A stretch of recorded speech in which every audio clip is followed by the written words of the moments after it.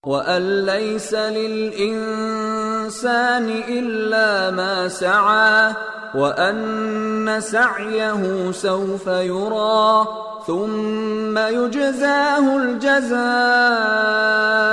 الأوفى وأن إلى ربك المنتهى وأنه هو أضحك وأبكى وأنه هو أمات وأحيا وأنه خلق الزوجين الذكر والأنثى من نطفة إذا تمنى وأن عليه النشأة الأخرى وأنه هو أغنى وأقنى وأنه هو رب الشعرى وأنه أهلك عادا الأولى وثمود فما أبقى. بسم الله الرحمن الرحيم إن الحمد لله نحمده ونستعينه ونستهديه ونعوذ بالله من شرور أنفسنا ومن سيئات أعمالنا من يهده الله فلا مضل له ومن يضلل فلا هادي له أشهد أن لا إله إلا الله وحده لا شريك له وأشهد أن محمدا عبده ورسوله لا نبي بعده اللهم أنت ربي لا إله إلا أنت خلقتني وأنا عبدك وأنا على عهدك ووعدك ما استطعت أعوذ بك من شر ما صنعت أبوء لك بنعمتك علي وأبوء بذنبي فاغفر لي فإنه لا يغفر الذنوب إلا أنت. Ini adalah kajian pertama perihal tazkiyatun nufus yang berkonsentrasi di masalah qalbu, dan pada kali ini kita akan memulai di masalah keikhlasan tentu saja, karena segala amal ibadah itu wajib berdasar kepada keikhlasan kepada Allah Subhanahu wa taala. Dan permasalahan keikhlasan ini tentu permasalahan yang besar, bukan permasalahan yang remeh, mencakup segala hal dan ibadah kita, sehingga memperhatikannya itu adalah dinomorsatukan masalah keikhlasan. Dia berkaitan dengan tauhid kita kepada Allah Subhanahu wa taala dari segi uluhiyah. Kitab yang ana pilih untuk seri Tazkiyatun Nufus dalam konsentrasi masalah keikhlasan ini adalah kitab yang berjudul Min Rawai'il Mukhlisin. Min Rawai'il Mukhlisin karya Syekh Dr. Ubaid bin Salim Al-Amri. Ya. Min Rawai'il Mukhlisin karya Syekh Dr. Ubaid Al-Amri yang diterjemahkan oleh Pustaka Darul Haq dengan judul Dahsyatnya Ikhlas, Bahayanya Riya. Ya, dahsyatnya ikhlas, bahayanya riya. Dan ini kitab ana pilih karena isinya kandungan yang luar biasa. Segala puji bagi Allah Subhanahu wa taala yang telah mentakdirkan tertuliskannya kitab ini. Individu yang menulisnya adalah orang zaman sekarang, dan dengan gaya penulisan lebih ke zaman sekarang, namun penuh di dalamnya ayat-ayat Allah dan hadis-hadis Nabi dan cerita atau kalimat-kalimat salafus soleh, yang semoga Allah Subhanahu wa taala jadikan ini semua sebagai amalan soleh. Wallahu a'lam, kita tidak tahu manakah amalan kita yang benar-benar diterima olehnya. Tetapi teruslah kita beramal, perbanyaklah amalan kita. Bisa jadi amalan-amalan kecil kita inilah yang bermanfaat dan yang Allah Subhanahu wa taala terima, dan yang dengannya dosa-dosa kita Allah ampuni. Allahumma amin. Kita mulai dari al-muqaddimah. Kita bacakan Arabiknya, kemudian terjemahannya insyaallah taala. Berkata Syekh Ubaid, Ahmadu man arsala bil bayyinati ahmadah, fahada bihi wa saddada, wa aslaha wa as'ada, wa anara bihi wa arsyada. Maknanya adalah, saya memuji Allah Ta'ala yang telah, yaitu Allah Ta'ala telah mengutus dengan bayinat, dengan membawa bukti-bukti yang nyata. Yang diutus adalah Ahmad, yaitu Nabi kita Muhammad sallallahu alaihi wasallam. Fahada bihi wa saddada. Allah Ta'ala memberi petunjuk, memberi hidayah kepada manusia dengan risalah tersebut, ya, dengan Nabi Muhammad sallallahu alaihi wasallam, melalui Nabi kita Muhammad sallallahu alaihi wasallam, wa saddada, dan meluruskan kaum muslimin, manusia dengan itu, dengan hidayah, dengan para rasul. Wa aslaha wa sa'ada, dan Allah Subhanahu wa ta'ala lah yang aslaha, memperbaiki, wa as'ada, memberikan kebahagiaan, wa anara bihi wa arsyada, dialah yang menyinari, ya, memberikan kita nur melalui Nabi kita Muhammad sallallahu alaihi wasallam, melalui ajarannya, wa arsyada, dan memberi arahan, memberikan rasyad, arahan, bimbingan dengan perantara Nabi kita Muhammad sallallahu alaihi wasallam. Wallahi ya ikhwan, seandainya kita ini tanpa adanya sunnah Rasul, maka tersesatlah kita. Dan banyak dari kaum muslimin, sekalipun mereka adalah orang-orang Islam, tetapi ketika mereka tidak mengindahkan petunjuk dari Rasulullah SAW, maka mereka masuk ke dalam golongan yang tersesat, ya. Dikatakan oleh Syekh Ubaid, wa asyhadu an la ilaha illallah wahdahu la syarikalah, dan saya bersaksi bahwa tiada ilah yang berhak disembah kecuali Allah Subhanahu wa ta'ala, tiada sekutu baginya, al-wahid al-ahad, yang maha esa, yang maha tunggal, al-quddus as-samad, yang maha suci. As-samad maknanya adalah zat yang seluruh makhluk bergantung padanya. Antum, mari kita ingat semua, as-samad maknanya adalah yang segala makhluk itu bergantung kepadanya. Itu makna as-samad. Semuanya akan bergantung padanya dan butuh kepada Allah Subhanahu wa ta'ala. Tanazzaha 'anis sahibati wal walad, yang mana maha suci ia, yaitu dia berlepas dari pernyataan orang-orang. Maha suci ia dari as-sahibah, kepemilikan istri, wal walad, dan anak. Allah Ta'ala tidak menjadikan mattakhadha sahibatan wala walada, tidak memiliki istri, tidak memiliki anak, dan tidak butuh dengan itu semua. Kemudian dikatakan oleh Syekh Ubaid, wa asyhadu anna afdhalal anbiya'i wal mursalin sayyidina Muhammadin afdhal man qama wa tahajjad, dan saya bersaksi bahwasanya afdal, yang paling utama di antara para nabi, di antara para rasul adalah Sayyidina Muhammad, yaitu Tuhan kita, penghulu kita, Nabi Muhammad sallallahu alaihi wasallam. Afdal man qama wa tahajjad, beliaulah yang paling utama di antara orang yang qama, bangun di malam hari, wa tahajjada, dan melakukan tahajud. Abramallahu bihi qawa'idad din wa mahda, Allah Subhanahu wa ta'ala yang menetapkan dengannya qawa'idad din, aturan-aturan agama, wa mahada, dan membentangkannya, mempersiapkannya, wa rafa'a mabanihi wa syayyada, dan Allah Ta'ala lah yang meninggikan bangunan-bangunan agama, ya, dan juga mengangkatnya. Sallallahu alaihi wasallam, sallallahu alaihi wa baraka wa sallam wa as'ada.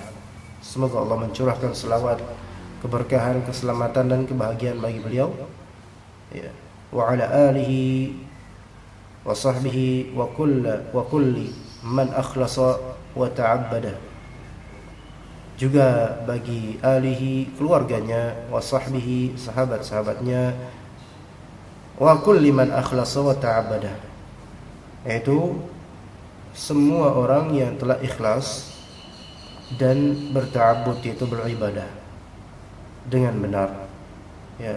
Jadi beliau mendoakan selawat untuk orang-orang seperti kita juga insyaallah. Idza mat-tayru gharada wal barqu ar'ada wal bahru azbada wal fajru tamaddada wal munadi raddada.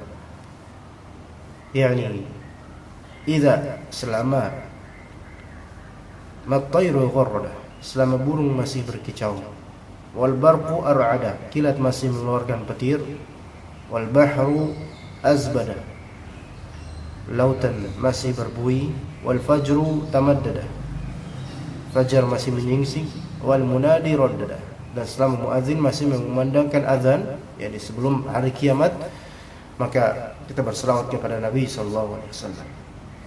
Dan disebutkan secara puitis, secara syair, ya Rabbi salli ala nabiyil mustafa ma laha barqun fil abatihi awqaba, ya Rabbi salli ala nabiyil mustafa ma qala dhu karamin li dhaifin marhaba. Artinya, wahai Rabbku, curahkanlah selawat kepada Nabi yang terpilih. Al-Mustafa maknanya adalah yang terpilih. Ma laha barqun fil abatihi awqaba, selama kilat masih berkilau. Barq ini kilat, laha artinya berkilau. Fil abatihi awqaba, di tanah luas, dataran luas, atau qaba, tanah pegunungan. Ya Rabbi salli ala Nabi Mustafa, maknanya seperti yang tadi. Ma qala dhu karamin li dhaifin marhaba, selama orang yang dhu karam, memiliki kedermawanan, masih mengucapkan marhaban, selamat datang li dhaifi, kepada tamunya. Taib, amma ba'd, mari kita teruskan berikutnya. Wa ba'd, wa fi hadhihi risalati al-mukhtasarati nubayyinu haqiqatal ikhlas. Dalam risalah yang ringkas ini, insyaallah kami akan menjelaskan hakikat keikhlasan, alladhi huwa lubabur risalatis samawiyah, yang mana risalah atau hakikat keikhlasan itu merupakan inti, ya, lubab, inti dari risalah samawiyah. Dikatakan di sini jama' ar-risalat as-samawiyah, menunjukkan bahwasanya semua rasul membawa risalah, dan inti dari risalah itu adalah untuk ikhlas dalam beribadah, ya. Jadi mulai dari Nabi Nuh, dari semua nabi, ya, dari Nabi Adam sampai Nabi Muhammad, ya, diwajibkan bagi para nabi, para rasul, dan para pengikutnya untuk berlaku ikhlas dalam setiap beribadatan yang mereka lakukan. Ya, jadi risalat samawiyah, agama-agama samawi itu semua inti dari tujuannya beribadah kepada Allah dengan ikhlas, dan tentu mengikuti peraturan syariat yang berlaku. Wa isamul yaqin, dan pegangan keyakinan. Wa unwanu hayatil qulub, dan alamat atau tanda-tanda hayat, kehidupan hati. Perhatikan baik-baik, isamul yaqin itu pegangan keyakinan. Seseorang yang ikhlas, maka Allah Ta'ala akan rezekikan kepadanya keyakinan, ya. Seorang yang ikhlas akan Allah rezekikan kepadanya keyakinan dalam beribadah dan beragama. Dan juga ketahuilah bahwasanya ikhlas itu adalah unwanu hayatil qulub, tanda hidupnya hati, jantung-jantung. Hidupnya hati secara maknawi, yang di dalamnya terdapat ruh, itu disebabkan keikhlasan seseorang. Maka orang-orang yang tidak ikhlas, mereka tidak mendapatkan kehidupan ruh mereka. Mereka keluar dari tabi'ah atau dari fitrah mereka. Karena fitrahnya manusia ikhlas beribadah kepada Allah. Wa yumathilu tuqal najati min mahalikid dunya wal akhirah, dan dipermisalkan dengan pelampung keselamatan dari kebinasaan dunia dan akhirat. Wa huwa ruhul muttaqin, dan yang namanya ikhlas itu merupakan ruhnya orang-orang bertakwa. Maka ketahuilah wahai muslimin dan muslimat, yang semoga Allah rezekikan ketakwaan. Ruhnya orang-orang bertakwa itu terletak pada kalbunya tentu saja, dan itu terwacanakan atau tergambar dengan keikhlasan dia. Oleh karena itu, tidak bisa orang menjadi bertakwa tanpa mempelajari keikhlasan. Dan kita mempelajari kitab berkaitan dengan ikhlas ini, kita ingin mentazkiyah diri kita, yaitu membersihkan jiwa kita. qad aflaha man zakkaha. Ya, atau qad aflaha man tazakka boleh. Dua-duanya, yaitu telah beruntung orang-orang yang memang dia berusaha membersihkan apa? Jiwanya dari kotoran-kotoran kejiwaan. Jadi ruh al-muttaqin, rohnya orang-orang bertakwa adalah ikhlas. Wa tijaratul faizin, dan ternyata keikhlasan itulah perniagaan orang-orang yang menang, orang-orang yang beruntung. Nanti ketika di akhirat, wa hussila ma fis sudur, akan terhasilkan, keluar apa yang ada di dalam dada-dada. Dari keikhlasan juga termasuk. Orang-orang yang berbuat riya, maka akan ketahuan di akhirat nanti mereka akan kalah. Adapun orang-orang faizun, yaitu orang-orang yang menang, mereka akan mendapatkan ar-ribah, yaitu keuntungan dari tijarah mereka, perniagaan mereka berupa amal-amal soleh yang disertai atau didasari dengan keikhlasan selama di dunia. Wa ghanimatul muflihin, dan juga ghanimah, harta rampasan milik orang-orang yang mendapat kemenangan. Ghanimah itu harta rampasan, dan yang namanya ghanimah itu terjadi atau ada setelah apa? Setelah selesainya peperangan. Kita di dunia ini ibarat berperang melawan hawa nafsu yang liar, ya, berperang dengan meredam hawa nafsunya misalnya. Ya, berperang melawan ahlul bidah wal musyrikin misalnya. Tapi nanti kita akan mendapatkan ghanimah berupa ridha Allah, pahala dari Allah Subhanahu wa taala, ya. Wasil'atul lati rajat 'inda as-salihin. Dan keikhlasan merupakan sil'ah, barang dagangan yang beredar di kalangan orang-orang yang saleh. Wa kasadat fi suqil ghafilin, dan keikhlasan itu tidak laku di pasar orang-orang yang lalai, di pasar orang-orang yang lalai. Ketahuilah ma'asyiral muslimin rahimakumullah, bahwasanya betapa banyak dari kaum muslimin mereka itu berada di dalam samudra ghaflah, yaitu lengah, salat mereka lalai, tidak ada kekhusyuan dalam salat mereka. Sulit dan memang hampir bisa dikatakan mustahil orang yang salat dalam keadaan tidak khusyuk, ya, tapi ikhlas, tidak sulit itu. Melainkan orang yang ikhlas itu orang yang khusyuk dalam salatnya, bukan orang yang lalai.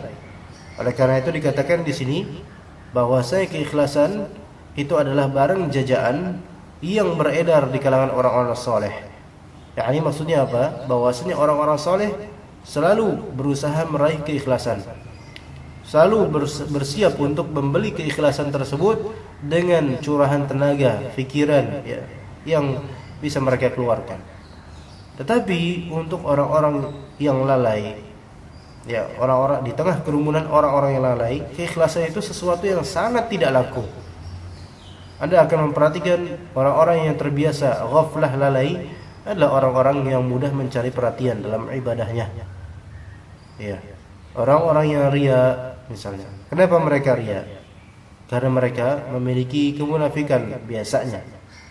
Dan kenapa mereka memiliki kemunafikan? Karena mereka terbiasa dengan kelengahan dan kelalaian terhadap Allah Subhanahu wa taala. Wa min huna fa inni uridu an unabbiha nafsi wa ikhwani ila ahammiyatil ikhlasi rajiyan an aftaha baban minal khairil azim. Dan di sini, ya, dari sini saya, yaitu penulis Syekh Ubaid, ingin mengingatkan unabbiha nafsi, mengingatkan diri saya dan juga saudara-saudara saya.